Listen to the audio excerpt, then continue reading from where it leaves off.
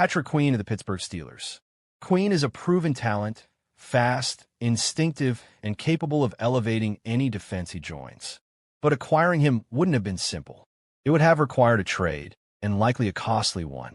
Now, historically, the Cowboys have been cautious when it comes to big trades. But this offseason has shown a shift in mindset. Dallas is no longer sitting back and waiting. They're exploring, evaluating, and even initiating conversations when opportunities arise. That alone signals a change in philosophy.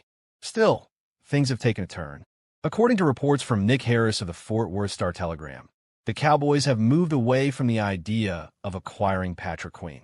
Whether it's due to trade demands, contract concerns, or simply a change in direction, Dallas has pivoted. And now, two new names have entered the spotlight. The Cowboys are reportedly discussing Azeez Al-Shaair and Jordan Brooks as potential solutions. Let's start with Al-Shaair. Currently with the Houston Texans, Al-Shaair is coming off a Pro Bowl season. He's the kind of player who brings energy, leadership, and consistency. His ability to read plays, close gaps, and make tackles in space makes him incredibly valuable. He's not just productive, he's reliable. And for a Cowboys defense looking to stabilize the middle, that matters. There's also a geographical factor here. Houston isn't far from Dallas, which could make negotiations more practical. But at the same time, trading within the same state and essentially strengthening a rival can complicate things. The Texans would likely demand a strong return, especially for a player coming off a standout season. Then there's Jordan Brooks. Brooks' story is different, but equally compelling. A Texas native, he's deeply connected to the state.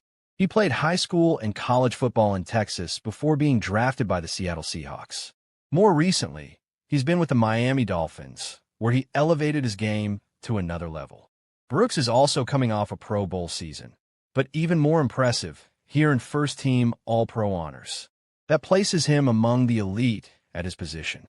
He's fast, physical, and versatile, able to defend against both the run and the pass at a high level.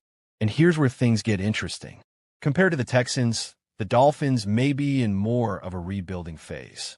That could make Brooks more accessible in trade discussions. If Miami is looking to reshape their roster, they might be willing to part ways with a high-value player in exchange for draft capital or younger assets. For the Cowboys, that presents an opportunity. But this isn't just about choosing between two players. It's about strategy. Dallas is clearly trying to avoid a situation where they're forced into a decision during the draft. In recent years, we've seen teams reach for players, selecting someone earlier than expected because of positional need. And while that can work out, it's always a risk. The Cowboys don't want to be in that position. They don't want to go into the draft needing a linebacker so badly that they feel pressure to take someone like C.J. Allen earlier than they should. Instead, they want flexibility. They want the freedom to take the best player available, regardless of position. And the best way to do that? Solve the linebacker problem before the draft even begins. But there's another layer to this story. What if the Cowboys wait? What if they don't make a move right now, and instead let the draft play out? We've seen this approach before. Last year, Dallas had their eyes on Tetairoa McMillan. They entered the draft hoping he would fall to them. But when he didn't, they had to adjust.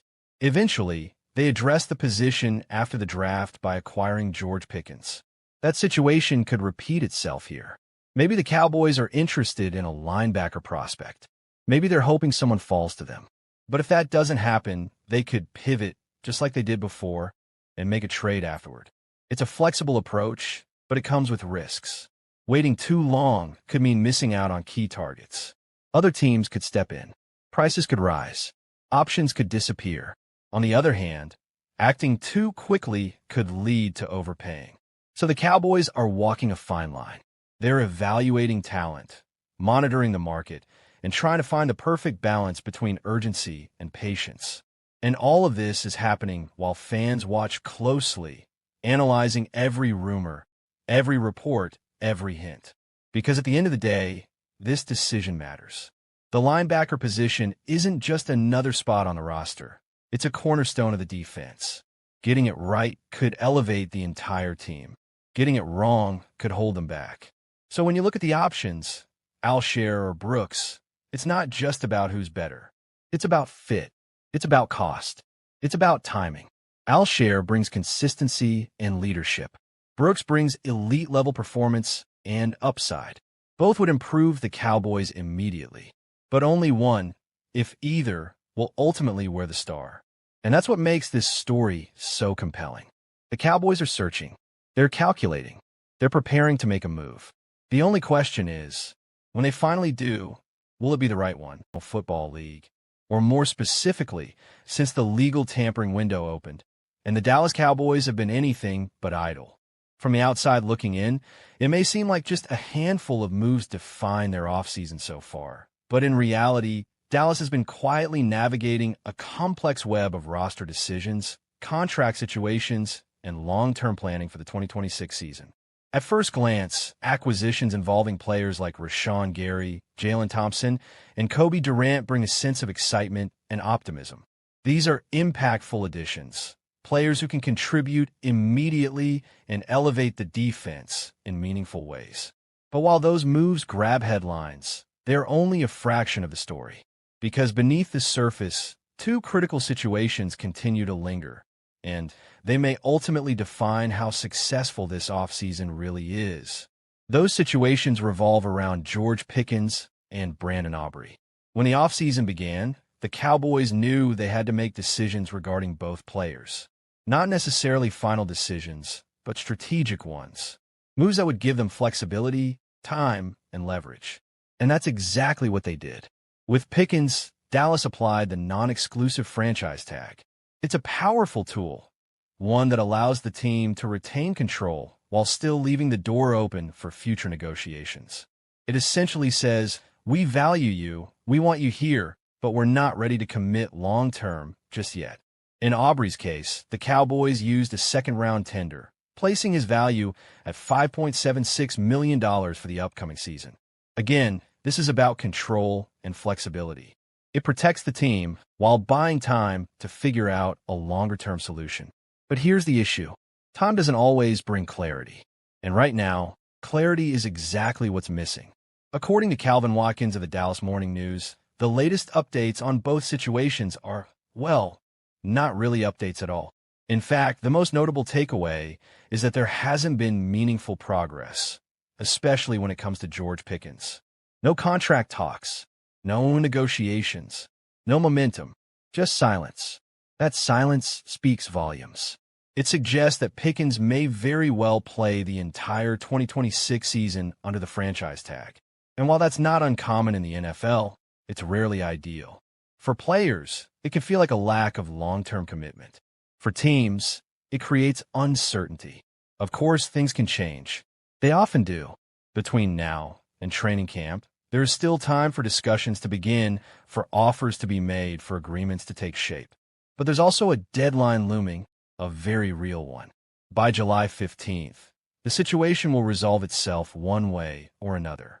Either Pickens signs a long-term deal, or he plays on the tag. There is no middle ground. Meanwhile, the situation with Brandon Aubrey is arguably even more confusing. Not because of what's happening now, but because of everything that has already happened. To understand where things stand, you have to go back to the NFL Combine, where the first wave of reports began to surface. Early on, Clarence Hill reported that the Cowboys had made an offer to Aubrey that would make him the highest-paid kicker in the league. At the time, that title belonged to Harrison Butker of the Kansas City Chiefs, who was earning an average of $6.4 million per year. That benchmark has since been surpassed by Ka'imi Fairbairn of the Houston Texans, now sitting at $6.5 million annually. So for Dallas to make Aubrey the highest-paid kicker, their offer would have had to exceed that number. But how much higher? That's where things got messy.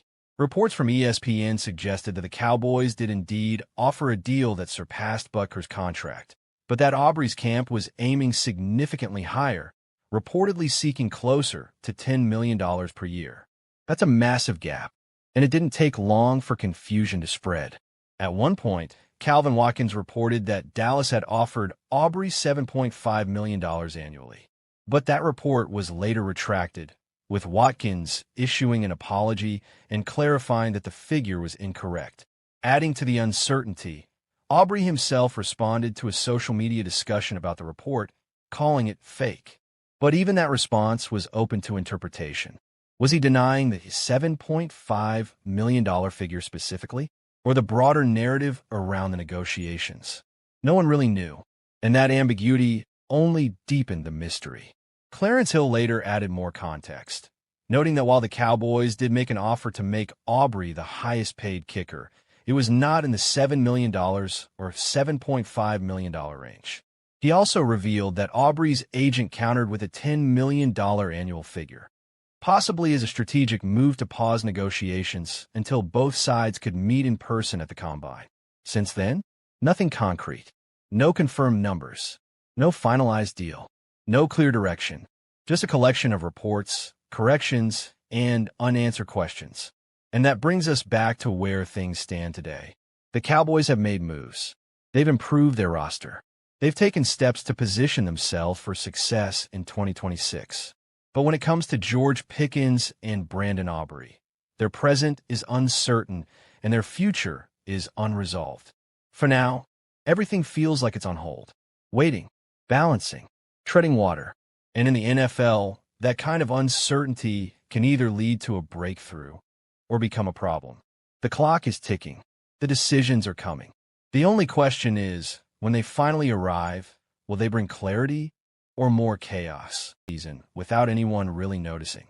For a brief moment, it looked like Dallas was seriously considering making a move for linebacker Patrick Queen, a recognizable name coming off productive seasons and a player whom many believe could instantly fix one of the biggest weaknesses on this roster.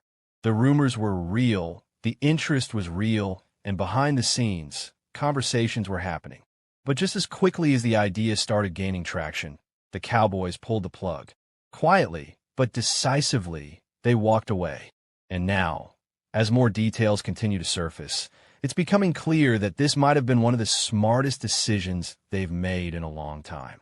Because the truth is, the Cowboys are in a dangerous spot defensively right now. If you look at their linebacker room, it's not just thin, it's inexperienced and unproven. You're relying on players like DeMarvion Overshown, Shamar James, and Justin Barron, with two of those names essentially being rookies just last season. That's not the kind of foundation you want when you're trying to compete at a high level in the NFL. And when you combine that with how bad the defense was overall last season, it paints an even more concerning picture. The Dallas Cowboys ranked near the bottom of the league in almost every major defensive category. They were 30th in total defense, dead last in pass defense, and gave up a staggering number of touchdowns throughout the season. That's not just a weakness, that's a liability. So naturally, the front office started looking for answers. And that's where Patrick Queen entered the conversation. On the surface, it made sense. He's a known player, he's been productive, and he brings a level of experience that Dallas clearly lacks at the position. Reports even confirmed that the Cowboys were monitoring his situation closely, keeping tabs on what was going on with the Pittsburgh Steelers and whether a move could be possible. For fans, it sounded like the kind of move that could stabilize the defense overnight. A proven linebacker stepping into a struggling unit, bringing energy, leadership, and production. And to be fair, the numbers do look solid at first glance. Queen recorded 120 tackles last season, along with tackles for loss and quarterback hits. That kind of stat line suggests activity, consistency, and a player who is constantly around the ball. It's exactly the kind of production teams look for when trying to fix defensive issues. But numbers can sometimes be misleading, and when you dig a little deeper, the concerns start to show. Despite all those tackles, the impact plays just weren't there. Only one sack on the entire season. Limited disruption in the backfield. Not the kind of game-changing presence you'd expect from a player commanding a major salary. And that brings us to the biggest issue of all, the money. Patrick Queen would have come with a cap hit of over $17 million. That's a massive investment, especially for a player who isn't considered elite at his position. In today's NFL, you have to be extremely careful about where you allocate that kind of money. One wrong move can set your roster back, limit your flexibility, and force you into difficult decisions down the line. And according to league insiders, there were already complications surrounding his contract situation, including potential disagreements and uncertainty about his long-term value. That's not the kind of situation you want to walk into unless you're absolutely sure the player is worth it. Even Adam Schefter pointed out that the Steelers weren't necessarily eager to move on, suggesting that there were still internal factors at play, whether financial or strategic. And when you see that kind of hesitation, it raises even more questions. If the team that knows the player best isn't fully committed to keeping him under those terms, why should you be the one to take on that risk? At some point, the Cowboys evaluated all of this, the production, the cost, the risk, and the overall fit, and made a decision. They stepped back. They chose not to pursue the deal any further.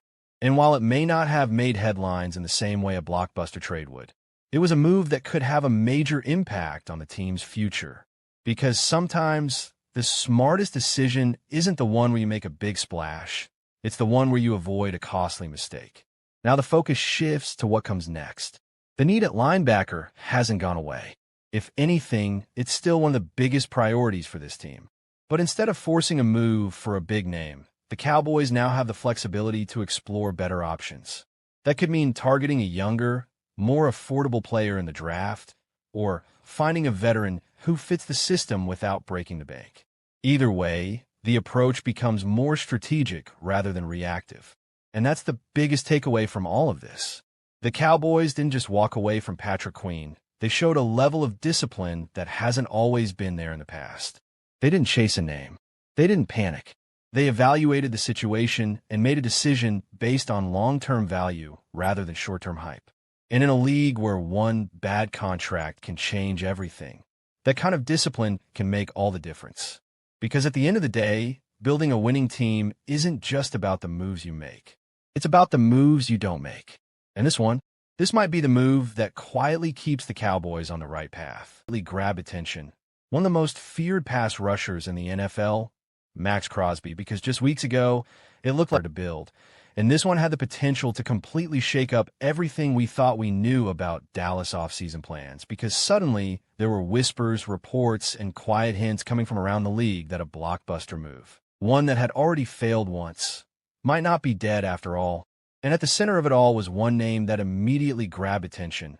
One of the most feared pass rushers in the NFL, Max Crosby, because just weeks ago, it looked like Crosby was gone, traded from the Las Vegas Raiders to the Baltimore Ravens in a massive deal that included 2 first-round picks, a price that told you exactly how valuable he is, exactly how dominant he can be when he's at his best. But then everything changed because that deal fell apart, abruptly rescinded after.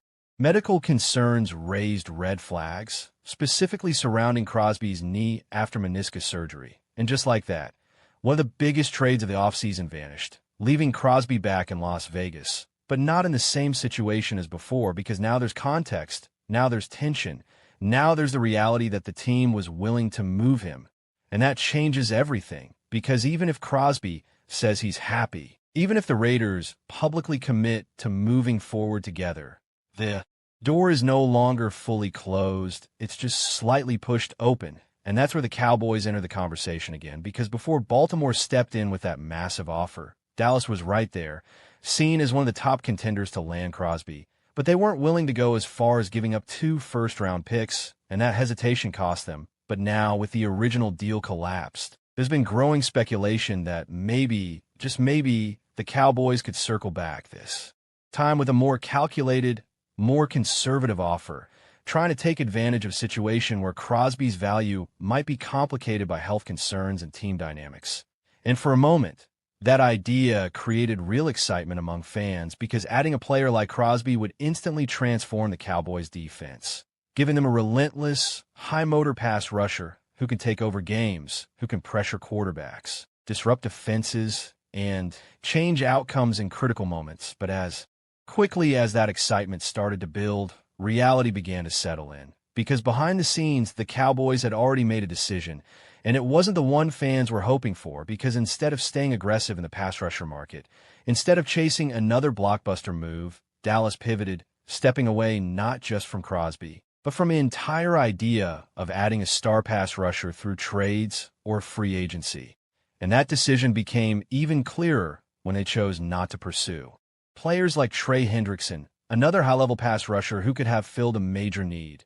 And instead, they made a quieter, more controlled move, trading a future fourth-round pick for Rashawn Gary from the Green Bay Packers, a player who has shown flashes of elite pass-rushing ability, but has also dealt with inconsistency over the past few seasons. And that move tells you a lot about how the Cowboys are thinking right now. Because it's not about making the biggest splash, it's about managing risk, it's about finding value, and most importantly, it's about keeping their draft capital intact. Because according to reports, including insights from insiders like Calvin Watkins, the Cowboys are officially out on the Max Crosby situation. Even after the failed Baltimore deal reopened the conversation, and that's significant because it confirms that Dallas is committed to a different path, a path that leans heavily on the upcoming draft to address their remaining needs on the defensive line. And when you really break it down, that approach starts to make sense because as talented as Crosby is, there are real concerns that come with him right now. And those concerns start with his health, because knee issues, especially ones involving meniscus surgery, are not something teams take lightly, particularly when you're talking about giving up premium assets like first-round picks. And that's exactly where the Raiders are holding firm, because despite everything that's happened, despite the failed trade, despite the uncertainty, Las Vegas is not lowering their asking price. They still want that same massive return, and that creates a major problem for any team considering a move. Because now you're not just evaluating the player, you're evaluating the risk, the long-term durability, the possibility that you give up everything and then don't get the full version of the player you paid for. And that's a gamble that can set a franchise back years if it goes wrong. And it's exactly why teams, including the Cowboys, are hesitant to re-engage, because even though the idea of adding Crosby is exciting, even though the upside is undeniable, the downside is just as real. And for a team like Dallas that is trying to build sustainably, that is trying to balance immediate competitiveness with long-term stability, that kind of risk might simply be too much. And so, instead of chasing uncertainty, the Cowboys are choosing control, choosing patience, choosing to trust their ability to identify and develop talent through the draft. And that brings everything full circle, because whether it's a linebacker, pass rusher, or secondary help, the Cowboys are clearly signaling that the future of this team will be built through those picks, through smart decisions, through calculated risks rather than desperate swings. And while that approach may not generate the same level of excitement as a blockbuster trade, it might ultimately be what gives Dallas the best chance to build a complete, balanced, and sustainable contender. But of course, in the NFL, plans can change quickly, opportunities can appear out of nowhere, and until the draft is over and the season begins, nothing is ever truly final, which means that even if the Cowboys are out on Max Crosby today, the story might not be completely over. But for now, the message is clear. Dallas is moving forward with a different vision, one that prioritizes flexibility, discipline, and long-term success over short-term headlines. And whether that decision proves to be the right one is something we won't fully understand until the games begin. And that's the linebacker position, because right now, if we're being honest, this team does not have a true leader in the middle of the defense. And that's not just a small issue, that's something that can completely define how far a team goes in a season, especially in today's NFL, where offenses are faster, smarter, and more explosive than ever before. And if you don't have someone who can read plays, communicate adjustments, and hold everything together in real time, things can fall apart very quickly. And that's exactly the situation Dallas is trying to avoid heading into 2026. Because as things stand today, the linebacker room is built around DeMarvion Overshown, Shamar James, and Justin Barron. And while each of those players brings something to the table, none of them has truly proven they can be that commanding presence, that defensive quarterback, that guy who takes control when things get chaotic. And that uncertainty is what makes this situation so dangerous, because the Cowboys are not a rebuilding team. They're trying to win now. They're trying to compete. And you cannot go into a season with a question mark at one of the most important positions on defense and expect everything to just work itself out. And what makes it even more frustrating is the fact that this isn't a new problem. This is something that has been building over time, because the Cowboys have had multiple opportunities in recent drafts to address the linebacker position in a major way, and they didn't take them passing on players like Nakobe Dean, Devin Lloyd, and Quay Walker, all of whom had the potential to step in and become foundational pieces of the defense. And now those decisions are starting to come back into focus because instead of having a developed, experienced linebacker entering his prime, Dallas is once again searching for answers. And that brings us to the biggest question of all, which is whether the Cowboys should wait until the 2026 NFL Draft to fix this issue. And the reality is that might be the worst possible approach they could take, because relying on a rookie linebacker to step in and immediately command a defense is extremely risky. It's one of the hardest transitions in football, not just physically, but mentally, because you're not just reacting to plays, you're responsible for understanding the entire offense, making adjustments, communicating with teammates, and executing at a high level from day one. And very few players could do that right away, which means if Dallas puts itself in a position where it has to draft a linebacker early and expect instant results, it's setting itself up for potential disappointment. And on top of that, going into the draft with such a clear and urgent need limits flexibility, because instead of being able to take the best player available, you're essentially forced into a decision. And that's when mistakes happen. That's when teams reach. That's when value is lost.